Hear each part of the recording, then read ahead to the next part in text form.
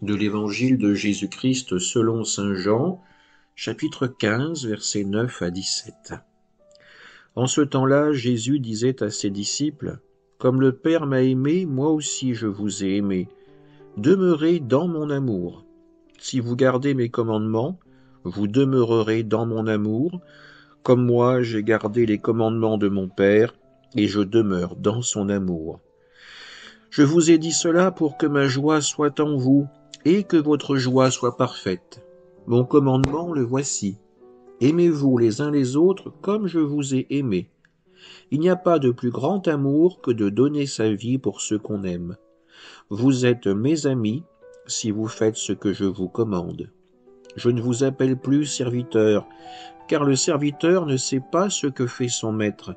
Je vous appelle mes amis, car tout ce que j'ai entendu de mon Père, je vous l'ai fait connaître.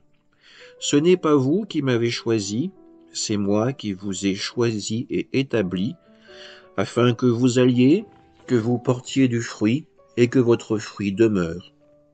Alors tout ce que vous demanderez au Père en mon nom, il vous le donnera. Voici ce que je vous commande, c'est de vous aimer les uns les autres. Acclamons la parole de Dieu. Quand un scribe demandait à Jésus quel était le plus grand de tous les commandements, Jésus a répondu avec ces mots, « Écoute Israël, aime ton Dieu de tout ton cœur, de toute ton âme, de toute ta force. » Jésus, durant son ministère, cherchait à permettre à l'homme de refaire la rencontre avec Dieu, de rentrer à nouveau dans cette alliance, se mettre à l'écoute de Dieu pour que son amour puisse à présent, comme éclore en nous, libérer toute sa force, toute sa puissance. À quelques instants de la séparation d'avec ses disciples, Jésus leur donne son commandement, le commandement de l'amour.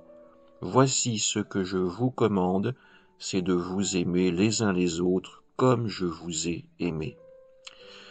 Au moment où les disciples reçoivent ces paroles, ils ne sont pas encore conscients de l'immensité de l'amour de Jésus pour eux, pour nous. Jésus qui va aller donner sa vie sur la croix, qui va offrir le sacrifice ultime de sa personne pour payer nos péchés, prendre sur lui notre faute.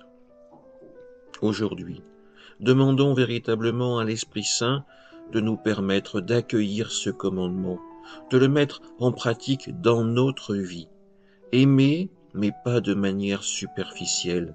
Aimer réellement, aller à la rencontre de l'autre, accueillir celui qui vient vers moi, sans préjugés, uniquement en se reposant sur l'amour que le Seigneur nous donne.